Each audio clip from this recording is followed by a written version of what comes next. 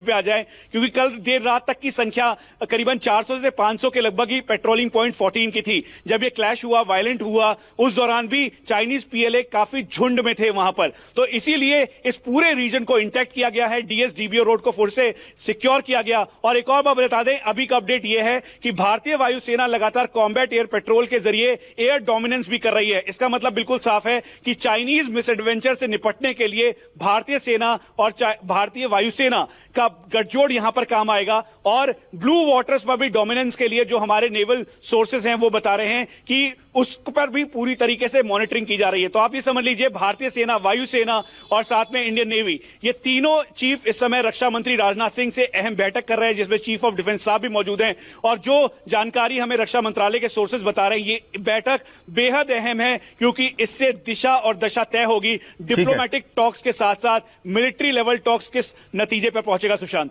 वो जो बातचीत निकल कर आएगी उस पर भी हम चर्चा करेंगे।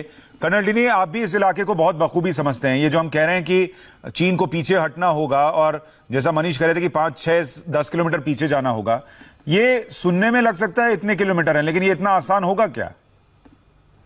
कोई भी चीज आसान नहीं होता वहां पर। जहां तक मेरा आइडिया है, यहाँ पर जो बात कही है, जो उनका पोस्ट है, वो एलएसी से 5 किलोमीटर पीछे जाने की बात हुई है। जहां पर अभी ये घटना घटी है, वहां से दोनों पार्टियां अपने अपने एरिया की तरफ, और चाइना को 5 किलोमीटर पीछे जाना था। वो सबसे पहला। और दूसरा, जो पीछे की तरफ और जो फौज की जो डिप्लॉयमेंट हुई थी, वो सब्सिक्वेंटली वहां से भी पीछे की तरफ, जो इनको एक्सरसाइज के दौरान वहां पर जो आया था, वो भी जाना था। लेकिन ऐसा जो पहला स्टेप ये था कि जहां पर एलएसी है, या PP-14 जहां पर एलएसी है, वहां से 5 किलोमीटर पीछे जाना था अभी। लेकिन जो बात अभी जो ओपन मीडिया में और जो सोर्स आ रहे हैं, उसमें उससे ज्यादा उनका जो प्रॉब्लम था, उन्होंने वहां पर 2 ऐसे टेंट टाइप या सेमी परमानेंट स्ट्रक्चर टाइप कुछ खड़े किए थे, जिसको वो इंडियन जो सोल्जर्स थे उसको भी वो निकालना चाह रहे थे। तो इस तरह से भी वहां पर इश्यूज है कि कई बार क्या है, वो टेम्पररी सब कुछ चीजें बना देते हैं, जिसको तोड़ने के लिए भी जब कोशिश होती है तो और मुठभेड़ होने की भी संभावना रहती है। लेकिन उसको भी जैसे स्टेटस को बोलते हैं, तो कोई भी ऐसी चीज नहीं बनने देते हैं, और इंडियन आर्मी जो है वो उसको कदम उठाती है कि उसको ऐसी चीजें वहां पर ना बने। तो मेरे ख्याल से जो पीछे जाने की बात, अगर क्लियर ऑर्डर्स उनको मिले हैं तो वो जरूर पीछे जाएंगे। लेकिन अगर कोई उनकी चाल है, या कोई उनकी इस तरह से कोई डिले करने की टैक्टिक्स है, या इसको ना होने की कोई वजह ढूंढ रहे हैं, तो फिर मुश्किल होगा। जनरल कृष्णा, एक बात बताइए, जब से प्रधानमंत्री नरेंद्र मोदी ने जिम्मेदारी संभाली, उन्होंने बहुत कोशिश की कि जो आस पड़ोस के देश हैं उनसे भारत के रिश्ते और बेहतर किए जा सके। उन्होंने पाकिस्तान से भी कोशिश की, वहां जाकर भी कोशिश की, चीन से भी उन्होंने कोशिश की कि और हालात और बेहतर हों, दोस्ती जो है वो बेहतर हो। डोकलाम जैसा विवाद होने के बाद भी उन्होंने कोशिश छोड़ी नहीं। लेकिन आ रहा हूं सर, मनीष के पास एक जानकारी आ रही है। मनीष, बताइए। एक बार फिर से सुशांत, अभी की सबसे बड़ी जानकारी मिल रही है आर्मी सोर्सेज के मुताबिक, एक बार फिर से मेजर जनरल रैंक ऑफिसर यानी डिफ कमांडर लेवल टॉक्स एक बार फिर से चाइनीज पीएलए और भारतीय सेना के बीच अब से कुछ देर में होने वाली है। और ये लद्दाख के रीजन में होगी, चुशूल और मोल्डो के रीजन में होगी। और ये हमें बताया जा रहा है कि यहां पर दरअसल त्रिशूल डिवीजन के जो जीओसी हैं वो होंगे, और साथ में चाइनीज काउंटर पार्ट होंगे। एक बार फिर से कंडीशन को डाइल्यूट करने के लिए टॉक्स किया जाएगा, और सिचुएशन को फिर से डाइल्यूट करने के लिए, और जो वोलेटाइल कंडीशन बनी थी 15 और 16 तारीख को, दरअसल उसके लिए पूरी बात की जाएगी। और जिसका जिक्र हम अभी आपको कर रहे थे कि रक्षा मंत्री राजनाथ सिंह और तीनों सर्विस चीफ और साथ में सीडीएस की मीटिंग चल रही है। दरअसल ये सांकेतिक तौर पर यही मैसेजिंग अब जो जीओसी हैं त्रिशूल डिवीजन के, वो चाइनीज काउंटर पार्ट को देने वाले हैं। तो ये अभी तक की सबसे बड़ी खबर है कि अब से कुछ देर बाद मेजर जनरल रैंक ऑफिसर की बातचीत एक बार फिर से भारतीय सेना और चाइनीज पीएलए के बीच होगी। भारतीय सेना की तरफ से 3 डिव के कमांडर त्रिशूल डिवीजन के कमांडर होंगे, और वहीं चाइनीज पीएलए के उनके काउंटर पार्ट होंगे। सुशांत, ठीक है। जनरल कृष्णा, जो मैं आपसे सवाल पूछ रहा था कि भारतीय प्रधानमंत्री ने कोशिश बहुत की, लेकिन जब हम ये कहते हैं कि इस तरीके की चीजें पहले भी वहां पर होती रही हैं, पर ऐसी कैजुअलिटी पहले नहीं हुई, ऐसे में अगर वहां पर चीन पीछे भी चला जाए, हालात थोड़े सामान्य हो भी जाएं, क्या दोनों देशों के रिश्ते फिर से सामान्य होने में बहुत वक्त लगेगा, या हो भी पाएगा जो हालात हो गए वहां पर? देखिए, मैं एक चीज आपको बोलूंगा कि ये जो इस तरह के इंसिडेंट्स होते हैं, इसको ओवरऑल एक अपनी जो स्ट्रैटेजिक ऑटोनॉमी जो हमने अडॉप्ट करने की कोशिश की है, उससे रिलेट करके नहीं देखना चाहिए डायरेक्टली। अभी क्या हुआ है कि पिछले कुछ सालों में जो हमारी डिप्लोमेसी हुई है, हमारी डिप्लोमेसी बहुत प्रोएक्टिव डिप्लोमेसी हुई है और हमको सिर्फ रिलेशनशिप एक कंट्री से बना करके देखना नहीं है, हमको देखना है स्ट्रैटेजिक ऑटोनॉमी। और स्ट्रैटेजिक ऑटोनॉमी को हमने बड़े खूबी से अभी अपनाया है, क्योंकि हमारी जो रिलेशनशिप जिस पावर से इस वर्ल्ड के अंदर बन रही है वो इशू बेस्ड बन रही है।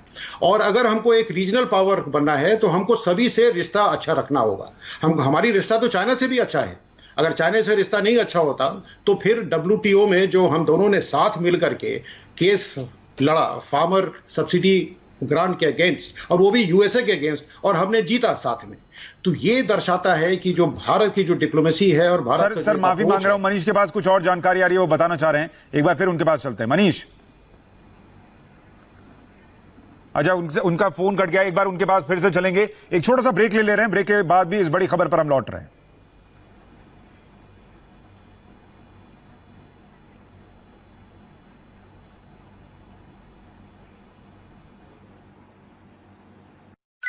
Oh my God!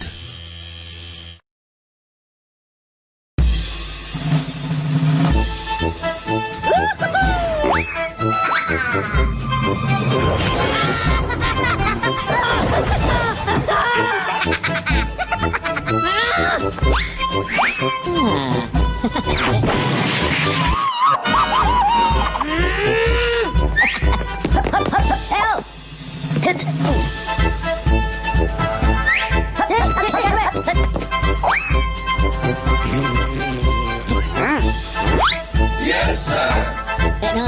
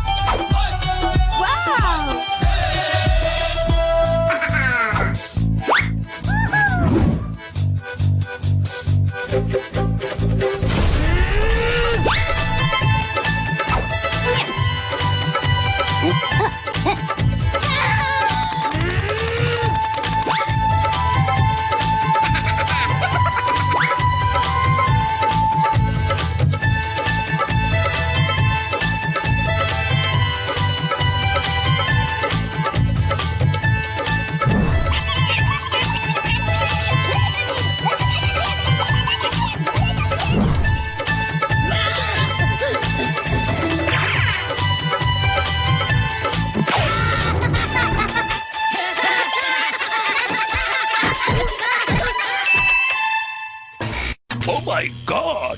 दुकानदारों के लिए उड़ान होलसेल बाजार बढ़िया। जरा सोचिए, अपना घर बार छोड़कर लॉकडाउन कराए पुलिस, तपती धूप में कोरोना फैलाने वालों को ट्रेस करे पुलिस, अफवाह फैलाने वालों को ट्रैक करे पुलिस, खतरा उठाकर डॉक्टर्स को सिक्योरिटी दे पुलिस, और अब तो भूखों को खाना खिलाए पुलिस। फिर भी पूछते हैं, क्या कर रही थी पुलिस? मौका है पुलिस के जज्बे को सलाम करने का, उनकी जिंदा दिली को दाद देने का।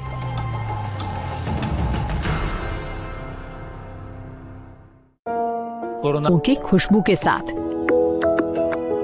टफ होना अच्छा है।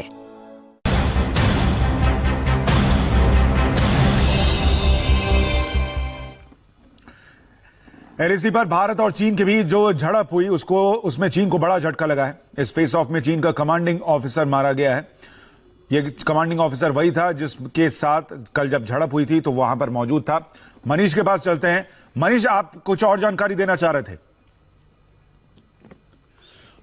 सुशांत, अब से कुछ देर बाद मेजर जनरल रैंक ऑफिसर की बातचीत लद्दाख में होने वाली है, और जिसमें 3 डिव यानी त्रिशूल डिवीजन के कमांडर मेजर जनरल बापिटा होंगे, और वहीं Chinese counter part Chinese PLA को वो क्लियर मैसेजिंग के साथ, जिसका जिक्र हम कर रहे थे कि इस समय रक्षा मंत्री राजनाथ सिंह, साथ में चीफ ऑफ डिफेंस स्टाफ और तीनों सर्विस चीफ इस मीटिंग में मौजूद हैं, और जो आउटकम है उसको सांकेतिक तौर पर क्लियरली इस मैसेजिंग के जरिए मिलिट्री तौर पर जो GOC 3 डिव है वो अब चाइनीज काउंटर पार्ट को देंगे। और जिस तरह से हमने जिक्र किया, ये मीटिंग बहुत ही अहम है, क्योंकि जिस तरह से अग्रेशन किया, एग्रेसिव वायलेंस किया है चाइनीज पीएलए ने, उसके बाद ये मीटिंग बहुत ही अहम हो जाती है। उसकी वजह है कि ये सांकेतिक तौर पे दिल्ली का मैसेज चाइनीज पीएलए को देना है। इसका मतलब मिलिट्री तौर पर जो पहली मैसेजिंग होगी वो होगा कि आपने ये वायलेंस एग्रेशन जो किया है और लाइन ऑफ एक्चुअल कंट्रोल की जो डिमार्केशन और 2005 की और साथ में जो एग्रीमेंट्स है उनको पूरी तरह से आपने नहीं माना और भारतीय सीमा के अंदर घुसकर आपने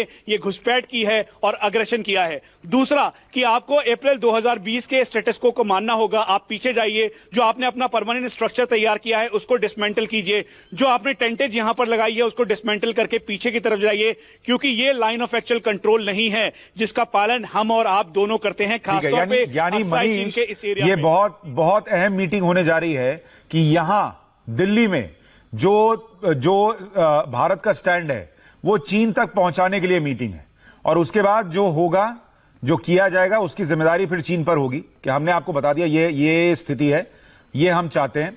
इसके बाद जो होगा फिर वो आपके ऊपर है कि आप इस पर कैसे रिस्पॉन्ड करते हैं। इस पर भी हम चर्चा करेंगे। हम एक छोटे से ब्रेक के बाद लौट रहे हैं।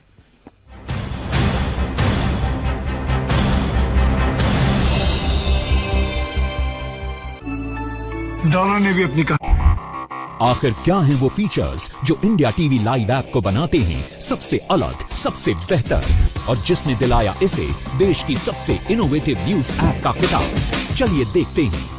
बेहद साफ आवाज में टेक्स्ट टू स्पीच जो पढ़कर